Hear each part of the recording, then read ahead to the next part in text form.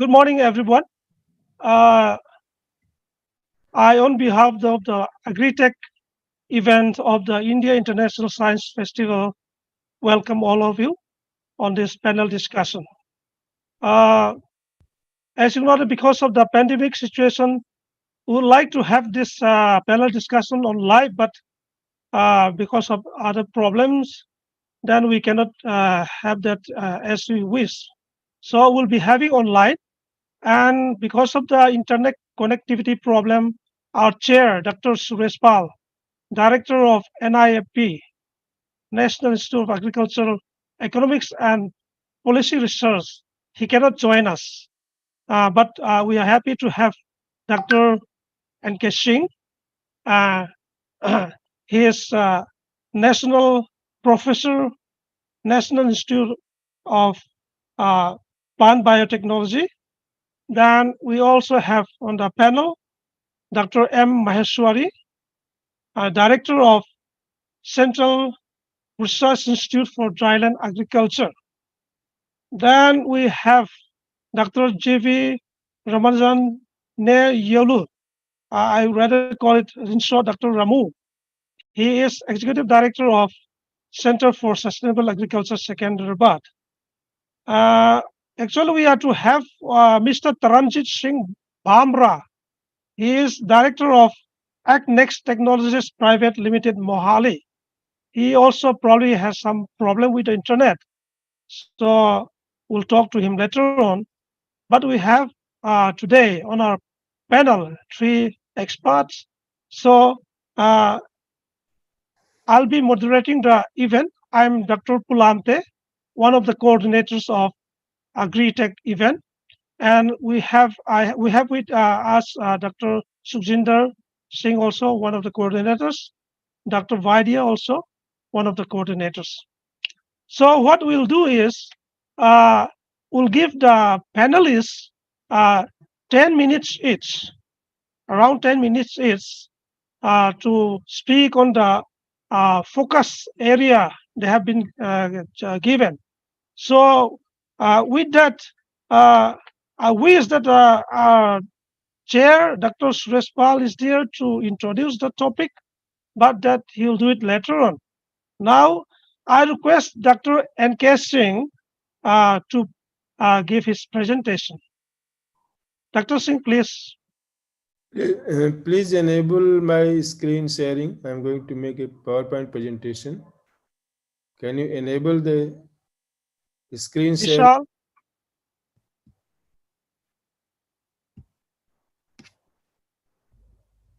Screen is disabled. Host disabled attendee screen sharing. Vishal,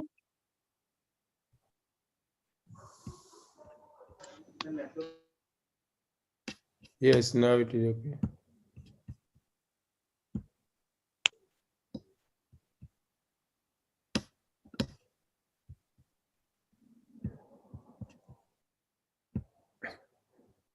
So, a very good morning to all of you. Respected Chairman Dr. Suresh Pal of this panel discussion, Dr. Pulatmi, Dr. Sukhwinder, Dr. Baidya. Thank you very much for giving me this opportunity. And I'm going to talk very briefly about the role of biotechnology for making self-reliant agriculture.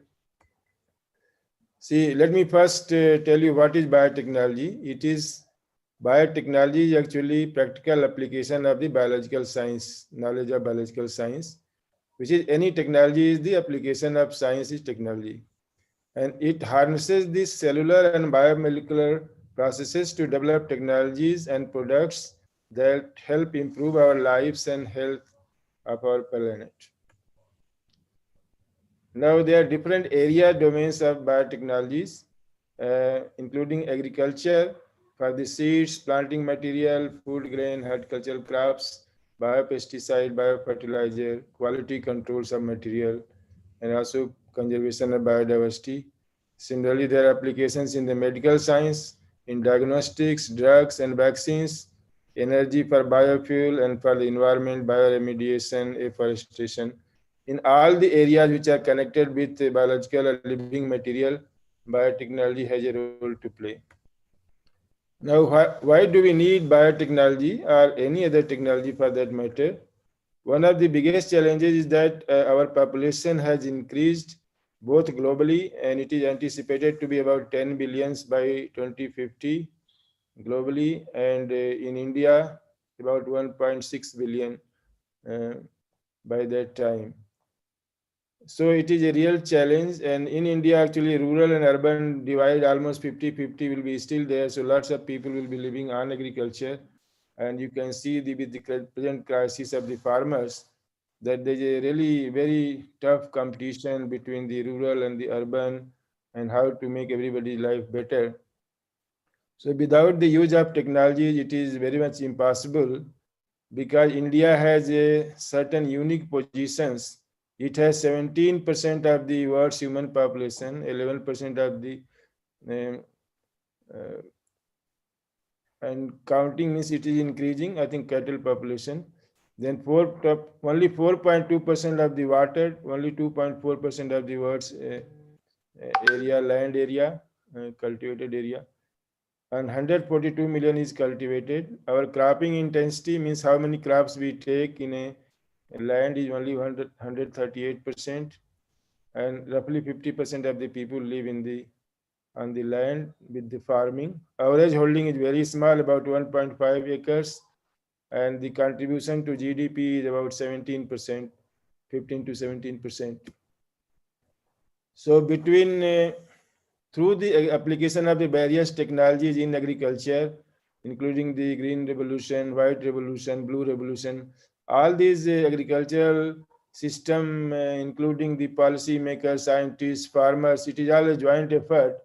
The our population has increased 4 times since independence, but food grain production has increased 6 times, milk production 8 times, fish production 11 times, egg production 25 times, and poverty and hunger has been halved. So it has all been possible due to infusion of technologies at various levels. Uh, as a result, our country, which were living on the ship to mouth uh, from a food grain of 75 million tons at the beginning of the Green Revolution, now it has nearly 300 million tons of food grain production. And based on the strength of the homegrown food, we could bring the food right to food bill in 2012, and it is one of the exporters of the food grains. But why we need new technologies? Because the rate of gain in productivity has declined over the year, both in developed countries and the developing countries, because this is called technology fatigues. While population is still increasing, if the population was not increasing, we don't have to worry. We don't have to increase the productivity. But population is increasing, and that is creating excess burden on the environment and the land. Lot of deforestation has taken place because the per unit area production has to be increased. Uh, so it is only possible through technology and the biodiversity, which is the real source of the whole thing. Whether you use conventional or you use modern biotechnology, all the genes are in the biodiversity. Just the main exercise is to discover those genes and employ in the improvement of genetic improvement of the either plants, animals, or microbe. So no biotechnologist has created their own gene. They are simply searching for genes in the biodiversity and mobilize them through breeding process. They are improving better strains of crop plants and the mm, domestic animals and the microbes. So by using conventional methods, it takes 10 to 15 years to release a new variety, but through genomics assisted molecular breeding or through transgenic technology, the time can be half to 5 to 7 years or even less. We don't have time to go into detail, but it all starts from the biodiversity where we have gene banks and gene plant collection.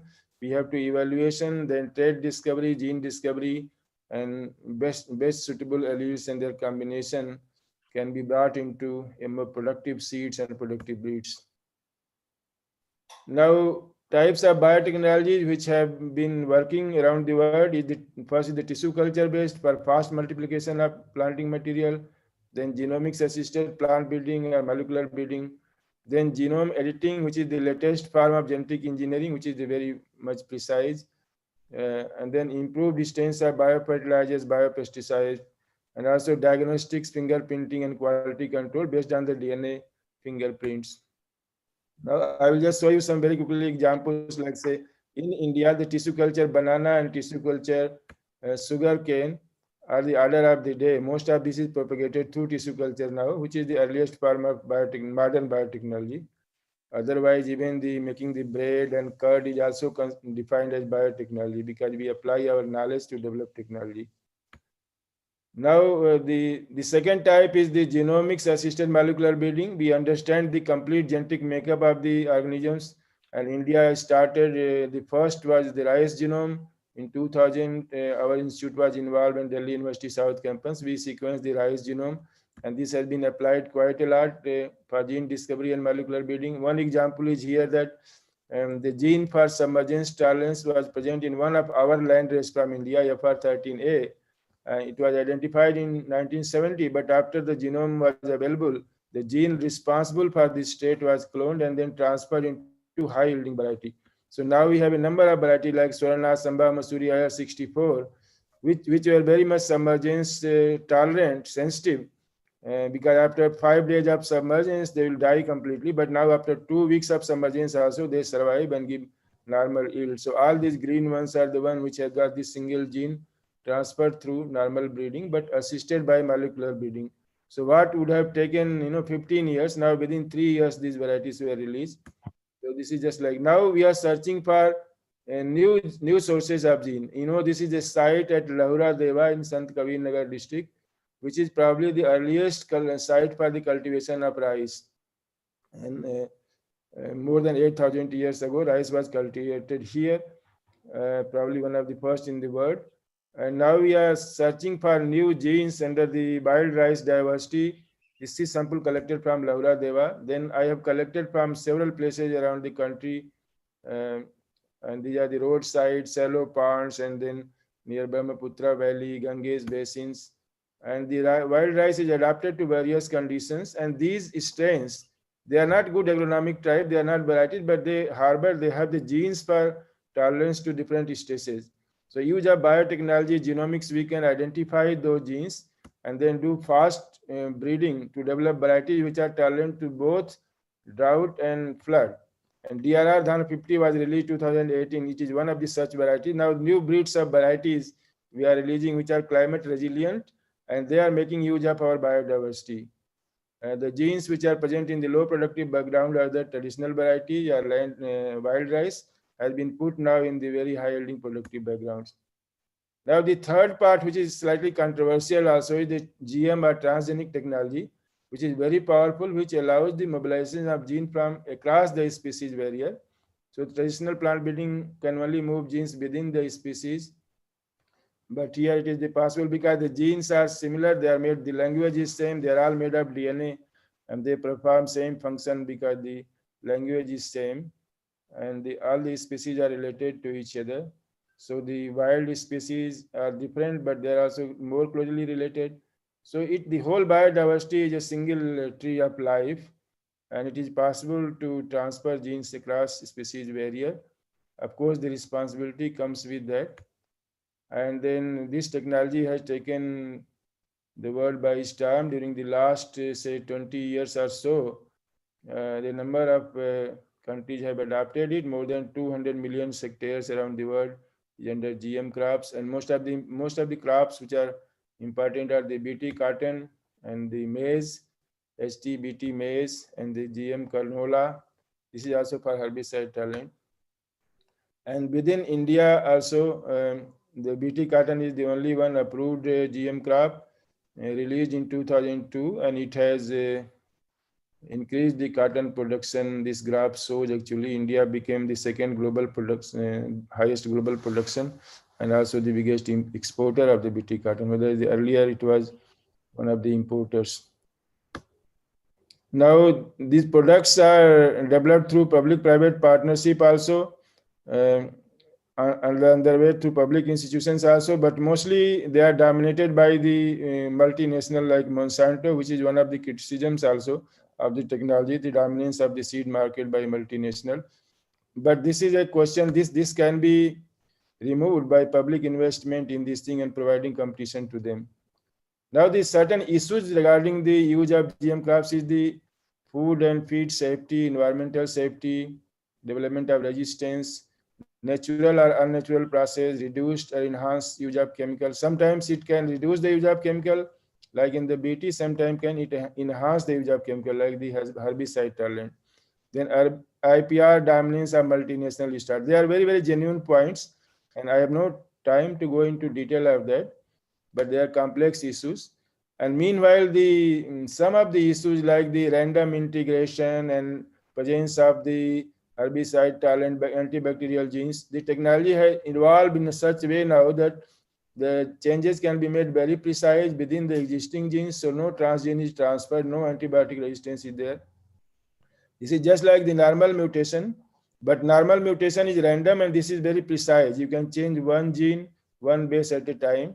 And now within the last 5 years, the lot of patents have been filed in China and USA, and the technology has generated herbicide tolerant maize, like the rice with the purple endosperm, like the high antioxidant value. Then another rice which has got become immune to bacterial blight disease by knocking down the susceptibility factor. All these cases we have not introduced any new genes from outside, but the existing genes have been tweaked very precisely at a location. So this is a revolution has taken place, and so many patents are coming up. So our NAS, National Academy of Agricultural Sciences, has made recommendation that certain category of these SDN1 and SDN2 genome edited plants, which are very much similar to indistinguishable from the normal mutations, spontaneous mutation, they should be freed from the regulation. And the detailed guidelines have been proposed. It is under consideration with the Ministry of Environment. And this has opened up the very fast and precise breeding of plant variety. Now, this is the last slide I'm going to present, is that what is the way forward for us to be self-reliant in agriculture, biotechnology? Because the technologies are here, they will come to us, whether we do it or somebody else will give it to us at a cost. So better to be learn the technology and be master in it, and then develop our own technology, so we don't have to depend on multinational or foreign countries. So the public institution of the country, they have shown the capability. We have developed transgenic, we have done genomics, we have done molecular breeding. All these things we have done and we are doing, and country is using this also. There is nothing is that which has not been done and capacity is not there. But हमें अपनी capacity को इसको और बढ़ाना है and globally competitive होना है, so that we own the IPR regimes, so we don't have to pay for the technology developed by others. So R&D in the frontier areas of gene discovery and genome editing, it should be state-of-the-art national institution. The investment should be made, and through public-private partnership, through public, these things should be developed. And human capital needs to be developed, training in the frontier areas of genomics, bioinformatics, and nanobiotechnology. And more importantly, policy issues like the BT brinjal was developed here, but for the last several years, it is put on the cold storage. Whereas our neighbor Bangladesh is harnessing the benefit. For the last 4 years, they are growing and consuming, and nobody has died there by eating BT brinjal. Actually, they have reduced the use of pesticides significantly in the brinjal crop, which needs spraying almost every week. So this is the cartoon here. There's somebody will come, some multinational and foreigner will come and say that these seeds are mine, give me your money. Precisely that's what will happen, and that is one of the fear. But we say that that is not fair. But because IPR regime technology is owned by somebody, they will charge for it. Otherwise, we have to do it in a very low productive agriculture. So with this, I'd like to finish my talk, and I will be happy to take any question during the discussion. Thank you so much.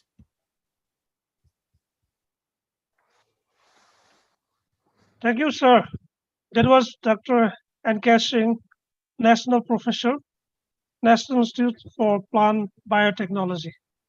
Thank you very much, sir. Thank you so much. Thank you.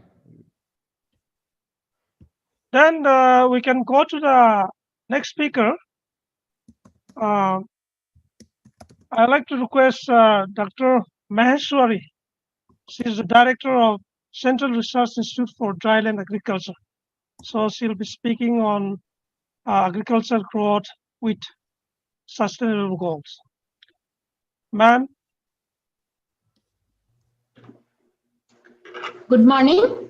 I would like to respected chair and all the distinguished panelists. I would like to actually share my presentation.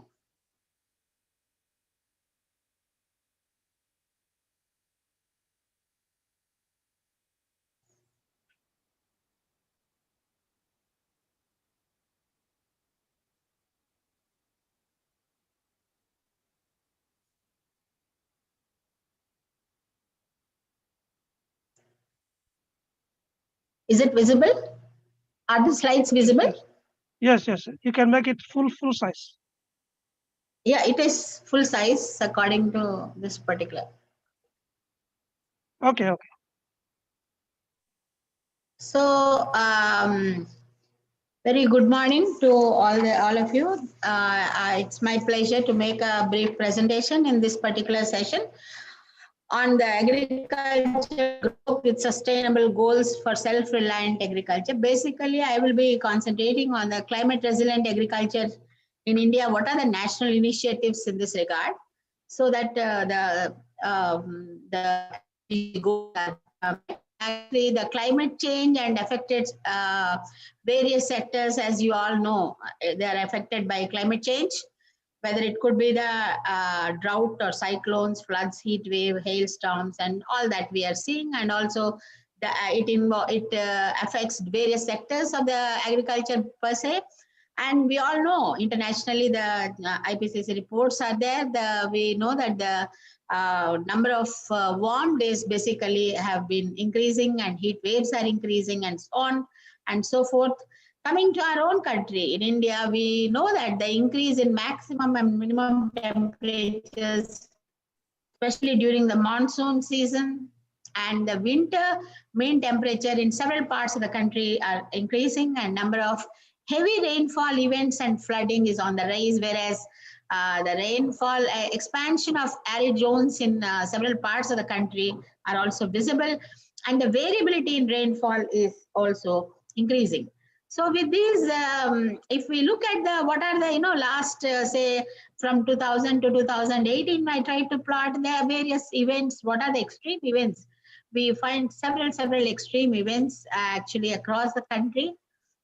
And with this background, there is actually a very important need for coping with the current climate variability, also preparing for the climate change, the future climate change, which are projected, and crop losses due to extreme events and are there, and we need to curb these and then control the losses. And in spite of all these, we have to go for the increase in the income and the livelihood of the farmers, which is at the center of the goals. So apart from that, also we need to meet the SDG goals. So in these, there are various national schemes and programs in India are being operated, say from, I just try to list a few of them from 2007 to 2011.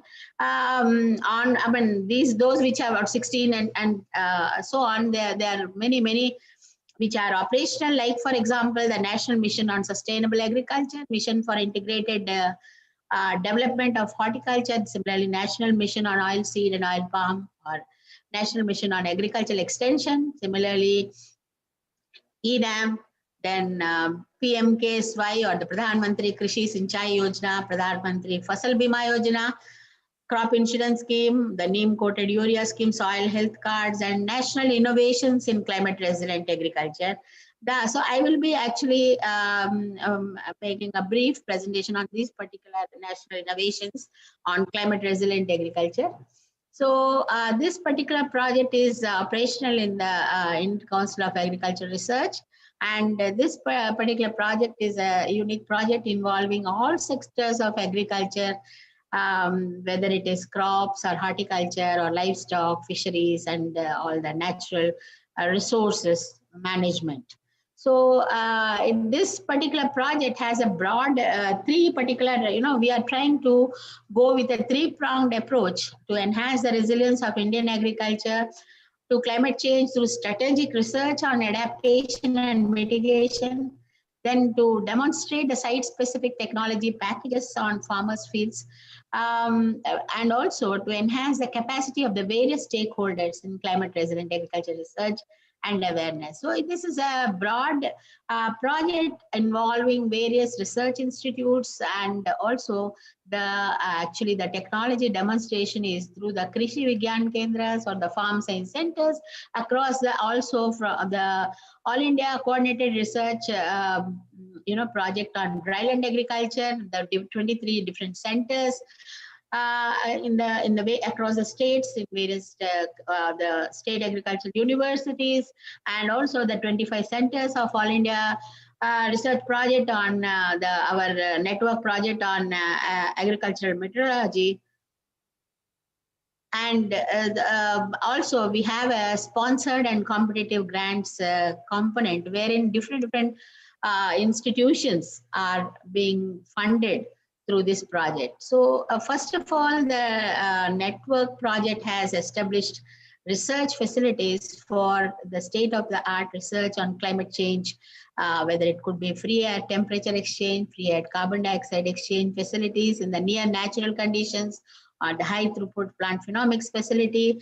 Like for example, in the biotechnology presentation, Dr. Singh presented various technologies. So these some of the genes, etc. Actually, how do we really do the phenotyping of those? We know those genotypes, but how do we do the phenotype? Whether they are performing those really the functions which they are envisaged. So for doing that, we need a plant phenomics facility and also the various research facilities, and more importantly, the automatic weather stations have also been established across the country, and so that the agro advisories could be, appropriately given using the IMD projections and so on.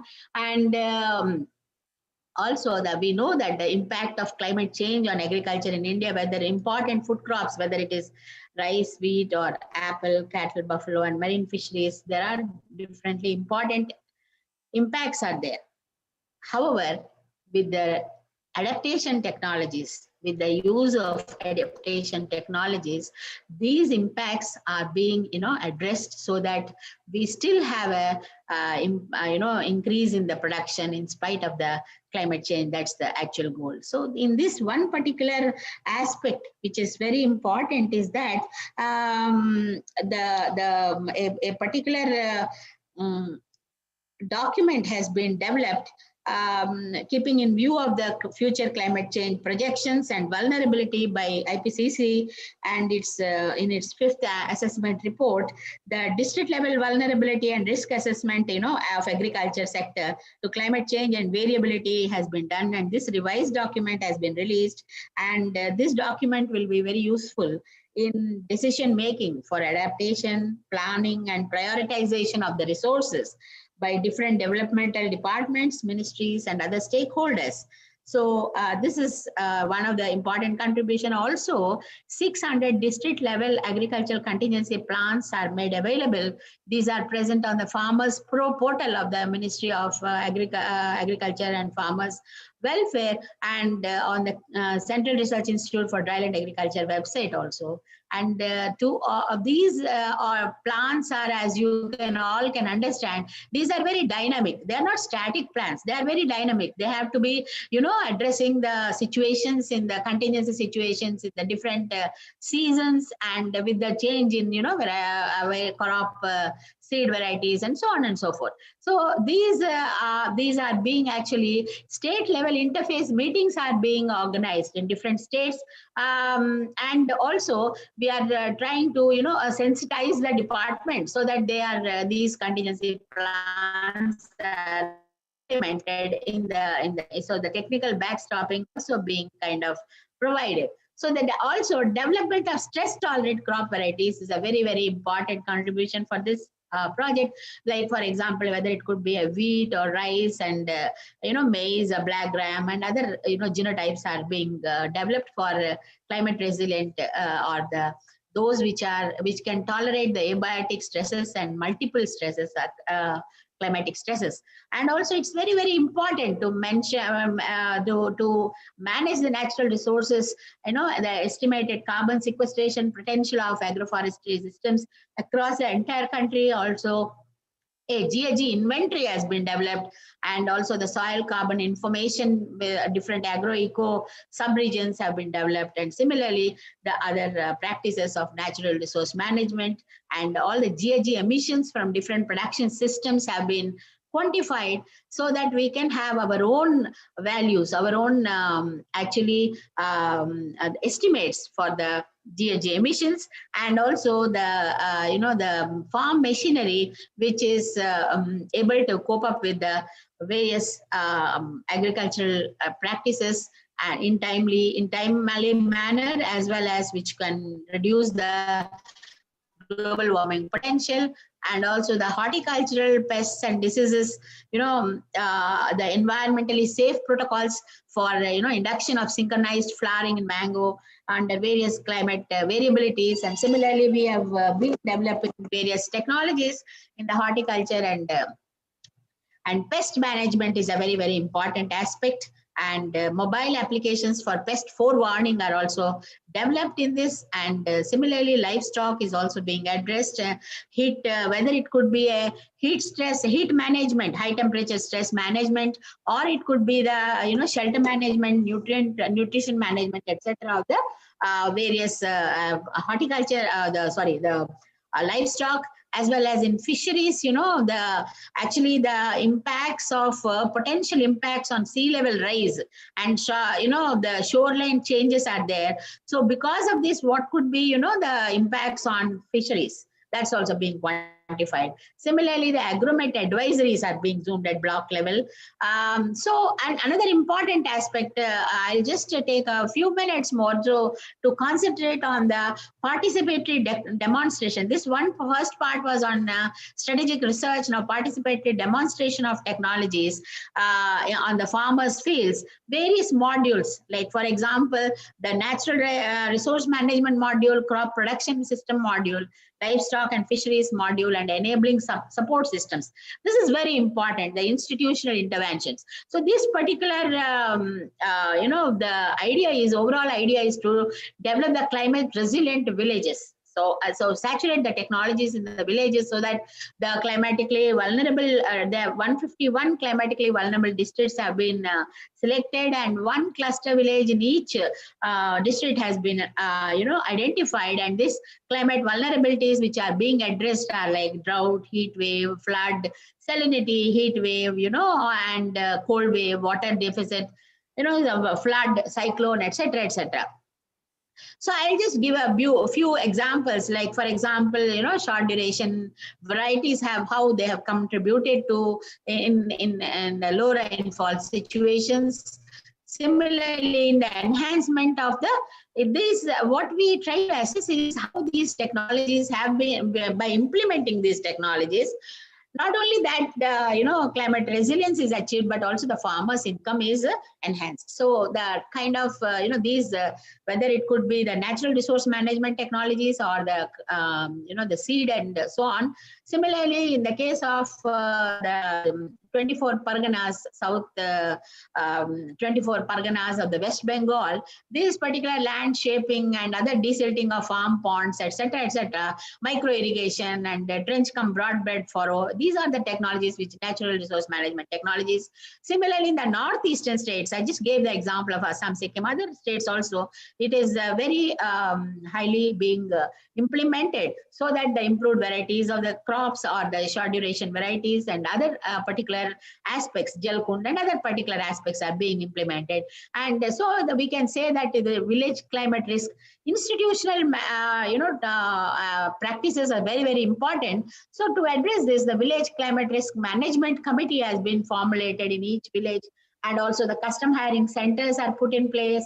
Seed banks and fodder banks are being focused in the villages, and seed production systems and fodder production systems are enhanced and strengthened. So farm mechanization through the custom hiring centers, because timely operations are very, very important, especially in the climate change scenarios. So these are operational in various NICRA cluster villages. So again, convergence, we know that there are several programs are operational at the village level. So convergence with the developmental programs is very essential. So for the spread of these resilient practices and for establishing the resilient village, so we are trying to, converge with the various ongoing programs of the Government of India and the state governments, and at the village level, and also the various, there are the other issues being addressed. And how do we also scaling up? Actually, another important aspect is scaling up and scaling out of these technologies and climate resilient technologies. So we are trying to work in partnership with the various institutions, state governments, and for example, in Maharashtra, this particular has been quite successful. Similarly, from Odisha also they are taking up now, Telangana, Assam, Madhya Pradesh, Mizoram, Andhra Pradesh, Karnataka, and so on. And we are also working in convergence with NMSA, PMKSY, Soil Health Mission, Green India Mission, Water Mission, State Rainfed Missions, and CCAPS Consortium, etc. So capacity building or capacity enhancement of various training programs, using various training programs at the village level and at the departmental level, various stakeholders, these are important. And this is one of the important area being focused for enhancing the resilience, climate resilience of the Indian agriculture in this particular program. So this is also a lot of publications are there. We need to have the, at the ground level, some of the brochures, etc. So that and it is also experiences are being shared at the national and international fora. So this is some of the points which I thought that I'll briefly present before you in the session on this particular India International Science Festival. And I thank you very much for the opportunity. Thank you very much. There was Dr. M. Maheshwari from Central Research Institute for Dryland Agriculture. Thank you, ma'am, for your contribution. Thank you. Thank you very much. Now we move on to the next expert panelist, Dr. G.V. Ramanjane Yulu, Center for Sustainable Agriculture, Second. Yeah, Dr. Ramu, please.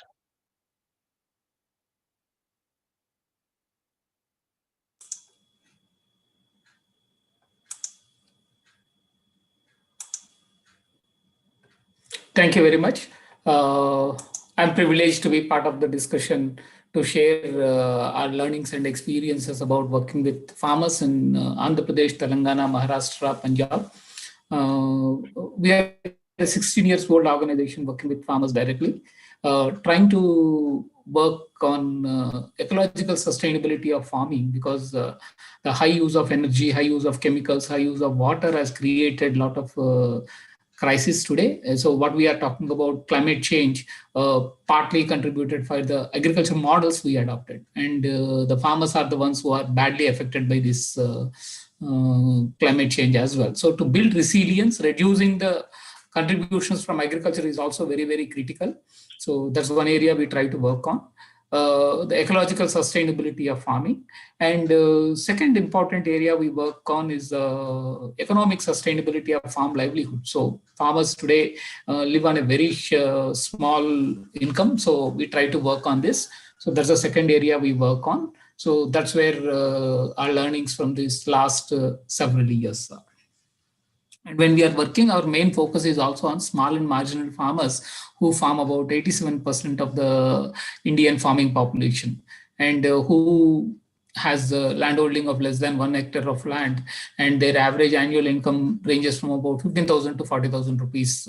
That's where these small and marginal farmers lie. So how do we enhance income of these small and marginal farmers is the key challenge.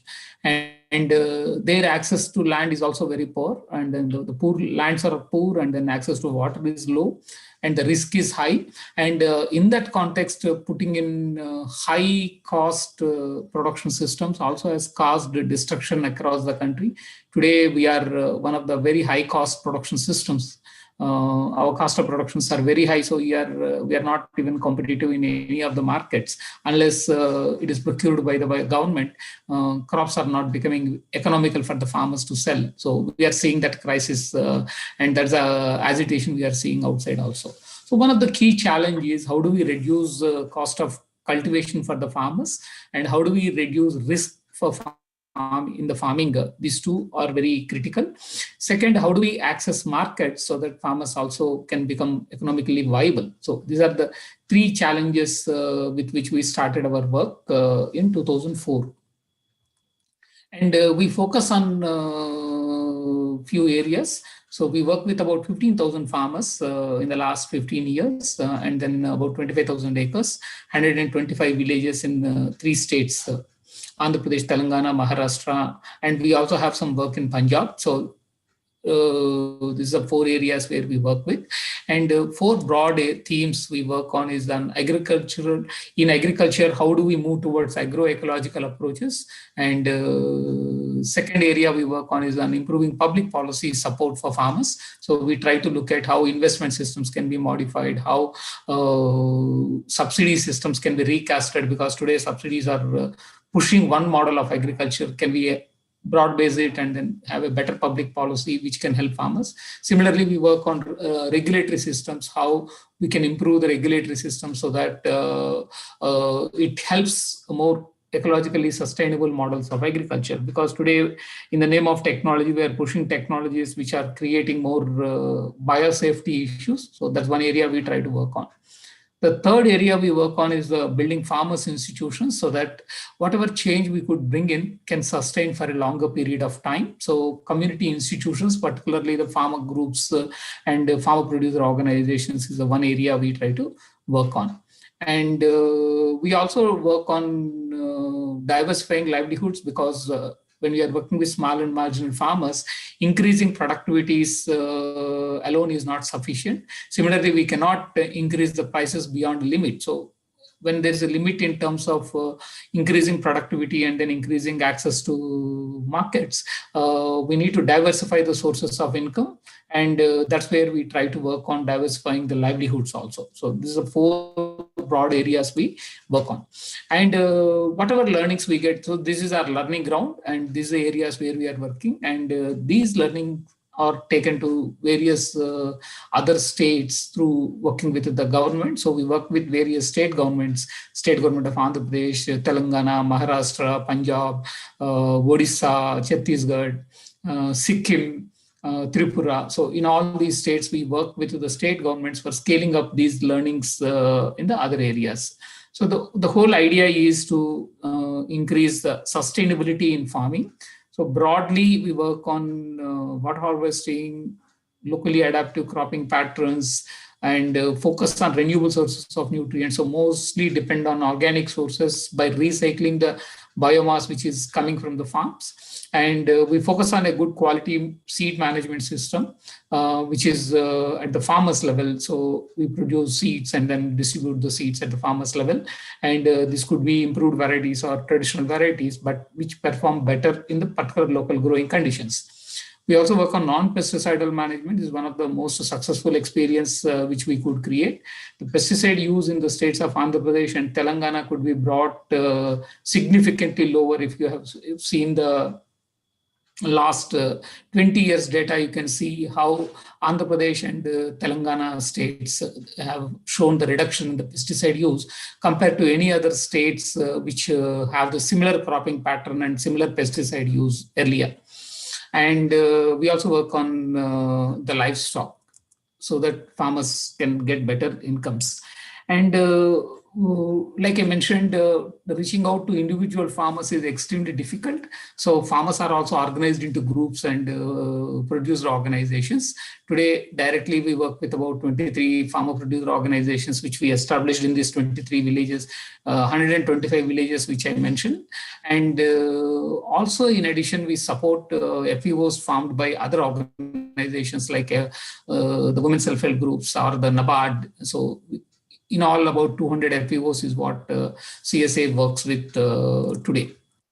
And the model we figured out, and then what we are trying out is a federated model where the producer organizations have farmer groups, and then these farmer groups are having regular support from the producer organization. They provide several support services, and these farmers are into various livelihood activities. They are into production of food grains, vegetables. They have into poultry, sheep and goat.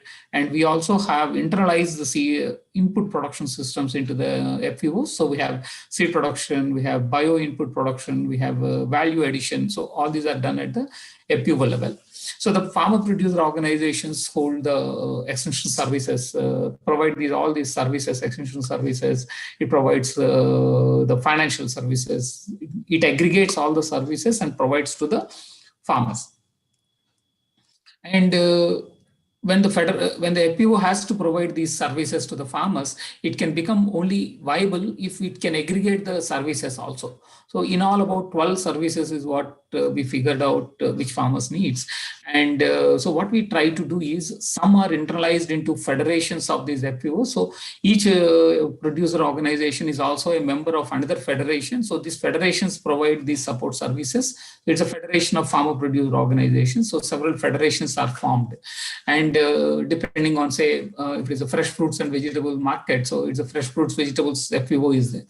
And organic foods, there is a organic producer organization, which is a marketing federation of organic producers are there.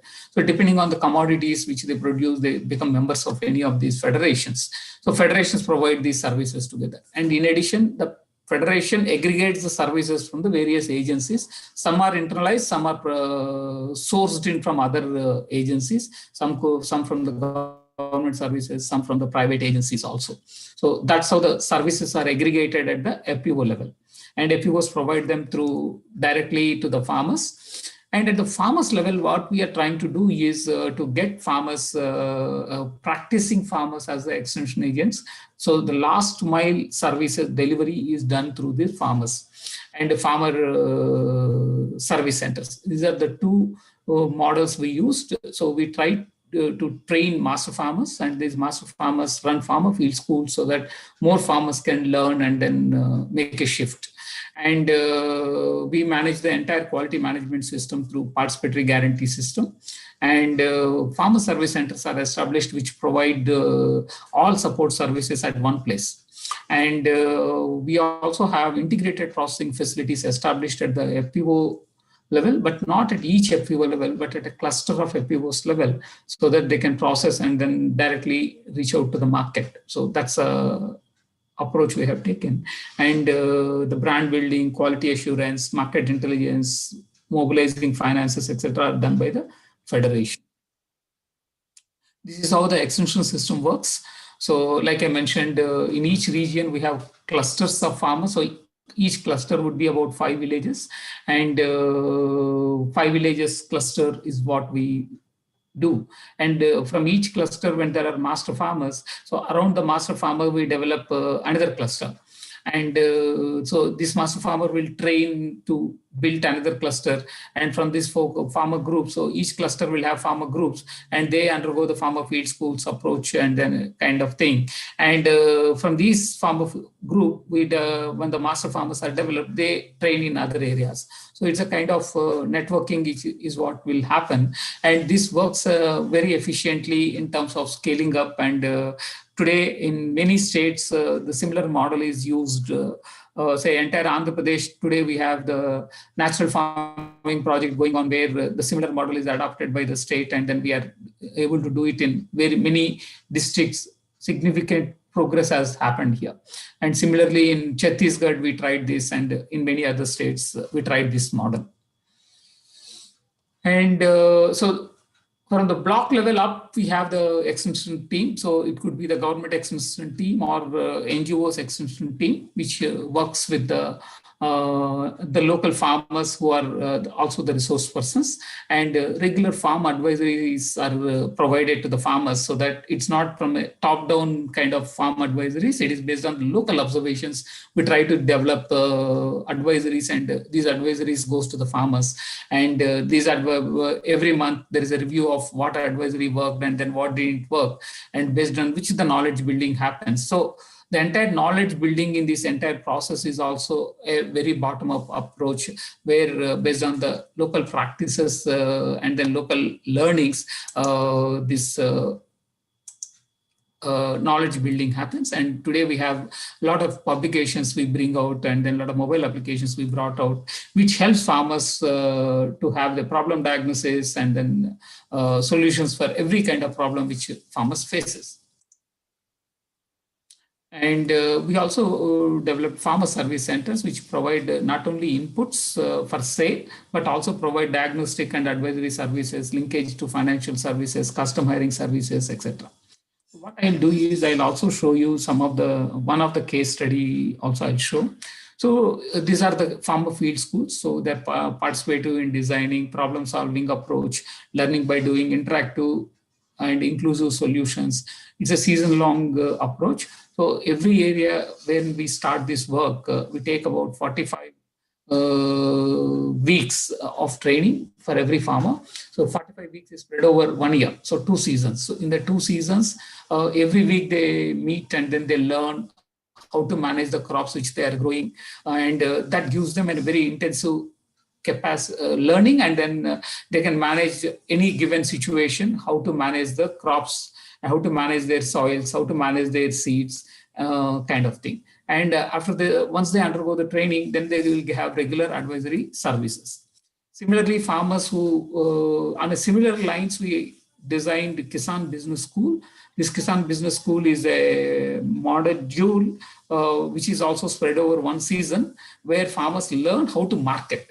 So again, it has the same design of participatory designing, problem solving approach, learning by doing, interactive and inclusive solutions, and then a season-long approach from planning production to marketing. So they do through a process, and then they learn. And then this model helps farmers to manage their cooperatives extremely well. I'll present one case study and then stop here. This is a case of Sahaja Aharam. Sahaja Aharam is a federation of organic farmers producer organizations in the state of Andhra Pradesh, Telangana, and Maharashtra. And it directly sells products to the consumers. So in Hyderabad and Visakhapatnam, we have stores where these products are brought in and then sold. And one of the significant thing we could achieve out of this is the farmers' share in the consumer's price could be enhanced. Normally, farmers' share in the consumer's price is around 25 to 30%. Any product we take, here farmers are able to get about 50% share in the consumer's price, nearly 50% minimum. And then if it is a fresh fruits and vegetables, it would be slightly higher than that as well.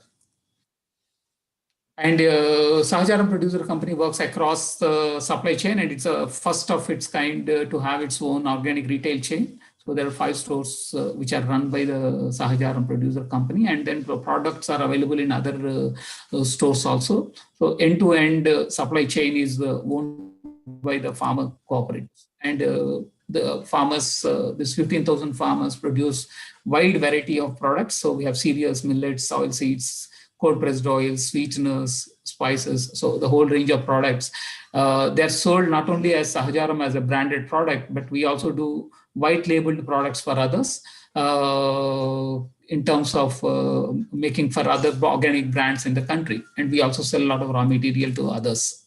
This is the kind of processing facilities which are established, like I mentioned, in a regional level. So this is one in Bodam in Vijayanagaram district. So similar kind of thing is in Kadapa, similar kind of thing is in Kurnool, and we have in Vijayanagaram, and then we have in Maharashtra near Varda. So in different places, similar kind of integrated facilities are available where end-to-end processing can be done.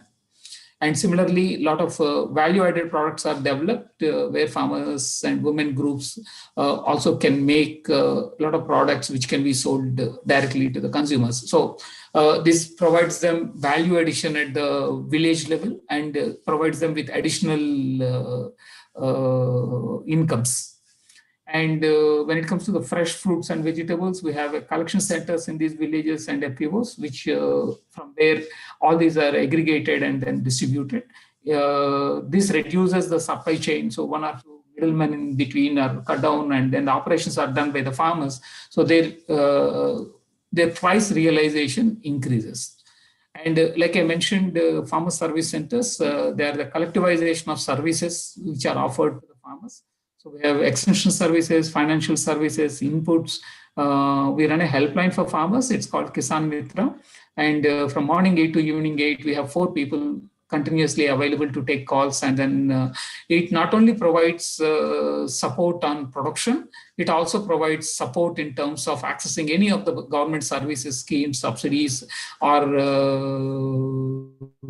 any problem which farmers faces in accessing credit, insurance, and several other things which farmers face. So it's a one-stop helpline which we run. And we also take up the issues with the in case there are serious problems around, say, accessing insurance or accessing markets, those kind of things. And there are also custom hiring services in terms of farm implements, skilled labor are trained, and then their services are offered. And the market services in terms of accessing markets. So typically, a small farmer service center looks like this, where you have a TV which is connected to a central network, which we have a mobile the online applications which farmers can access to diagnose their problems or to get training. So we also regularly do training programs to the farmers through online means. So this started almost 2 years back, and then we are running it in across. And they also produce bio inputs and then supply. So this is a typical store which provides all these support services in one place. So this is the smallest one. And there are also big ones like this, where all support services can be provided, and then they have more custom hiring services which are available to the farmers.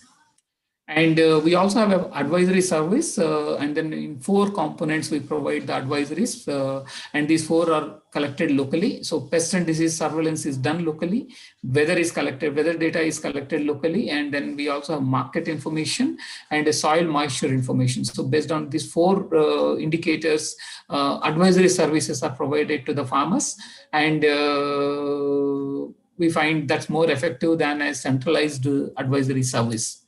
And so surveillance and diagnostic services, these 2 helps farmers to reduce their chemical use significantly. I think that's something which is very, very critical. This is the helpline, like I mentioned earlier. So Kisan Mitra helpline not only takes calls on production, but also it tries to address the distress. So we take the calls and then try to work with the district administration to resolve any grievances on any front. And eKrishi is a digital platform, a plug-and-play cloud-based platform which provides a multifunctional support on digital technologies, both on production side, marketing side, managing FPO. So all these support services are provided. eKrishi is the in-house developed technology. And in this, say, there are several modules which are used. So one of the modules is the Pestoscope. Pestoscope is a mobile application for pest and disease identification, and it provides organic solutions. So the last mile extension staff, who are the farmers who are working there, if they find a problem which they cannot identify, they can look at the catalog, where from a crop they can identify the problem, and then the problem they can identify a solution, and the solution they will have how to manage, how to make the solution also. So they want to, if they identified a pest, and then how to make a product which they can manage the particular pest or disease. And if they cannot identify from the catalog, they can actually take a photograph and send it to us. The moment they take a photograph, the local GPS location is identified, based on which the soil data is picked up. So we know the weather condition, we know the soil condition, based on which the proper advisories can be provided. So this Pestoscope is the application which is now available in the Google Play Store. Currently it is in English. We are trying to translate it into other languages as well. And we also have a FPO Hub, which is a FPO management tool. This is a completely online platform where members' data up to the plot level, crops level, we can manage. And as per the government requirements for organic certification, whatever quality management data need to be managed under PGS or ICS is also managed through this application. And FPOs can manage their accounts, books of accounts, financial management, their inventory management, marketing, sales, etc. Everything can be done on this application, mobile application. So people can also access on mobile phones. What makes life easy to manage FPO is about the reporting. So every month when they have to submit reports to the GST, or when they have to annually submit reports to the supporting organizations like NABARD or Government of India, any agency which supports them, or to the banks as a financial statement, or to the ROC to submit the annual legal compliances, or to the income tax department. So there are different reports which they need to generate. So this software directly prints out the reports from the data which is already pooled up. Similarly, we have marketing platforms developed for organic produce. Organic Mandi is first of its kind organic marketing place, where this is not a sales platform. It is basically brings the buyers together to the FPOs. So FPOs developed and then put in all the products which they are available with them week-wise, season-wise, when the produce will be available. So buyers can get access to that, and then they can directly deal with the FPOs. And CSA is also a PGS regional council which provide organic certification, and we work in 4 states doing this one. And to establish this, like I mentioned earlier, the idea is not to spread and then work across the country. So we also work with other organizations to provide these trainings and support services. So we built rural entrepreneurship, and we work on organic and natural farming practices. We provide a lot of training courses on organic input production, natural resource management, livestock production, food processing, beekeeping, FPO management, rural business management, public policy. On all these, there are several courses which are offered by Grameen Academy. So this Grameen Academy is our new initiative. It is both online, offline system. So grameenacademy.in is a website where you can access some of these courses online. And we also have offline courses offered through the center. And broadly, these are the works which we are trying to do. So shift towards agroecological approaches, organic and natural farming practices is quite possible, provided all support services are available. If you feel just not using chemicals is organic farming, it's not going to work. Similarly, the entire conventional model of agriculture sustained by providing all support services. It's not just technology which has made it viable. It is all support services. If you look at, there was FCI, there was NABARD, there was Seed Corporation, there was a procurement, distribution, minimum support price. So there's a whole range of support services which made it viable. And if you're talking about organic and natural farming practices to be viable and then spread across the country and help farmers and environment to sustain, it also needs support services. I think that's where the challenge lies. How do we recast our support system so that agriculture becomes more ecologically sustainable and farmers' livelihoods becomes economically sustainable? Thank you very much. And these are our contacts, and then more information is available online. So I stop here. Thank you.